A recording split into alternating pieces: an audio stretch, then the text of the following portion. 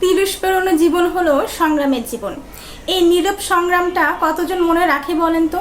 তিরিশ পেরোনো একজন মহিলা কিংবা পুরুষ, তাদেরকে হাজারটা নামে ডাকা হয়। কখনো কারো বাবা অথবা মা, কারো হাজবেন্ড ওয়াইফ কিংবা অন্যান্য আদার্স দায়িত্বর মধ্যে সীমাবদ্ধ থাকে। কিন্তু এইসব মানুষগুলোর যত্ন নেওয়ার ক্ষেত্রে কেউ কখনো ভেবেই দেখে না। এইসব মানুষের বয়স যদি বেড়েও যায়, কিন্তু তাদের যে একটু যত্ন দরকার এটা কেউ বোঝে না।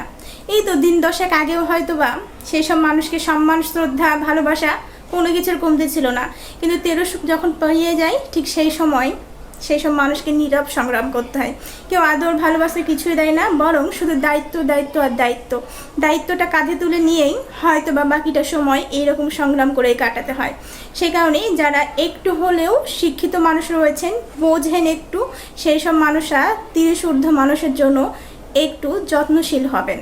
সেটা নারীও হতে পারে, পুরুষও হতে পারে, আপনার ভাইও হতে পারে, আপনার বোনও হতে পারে, কিংবা আপনার ফ্যামিলির যে কোনো পার্সন। সেই পার্সনের জন্য একটু আপনি দেবদূত হয়ে আসুন না। কি হবে জীবনে এত অহংকার, এত রাগ নিয়ে?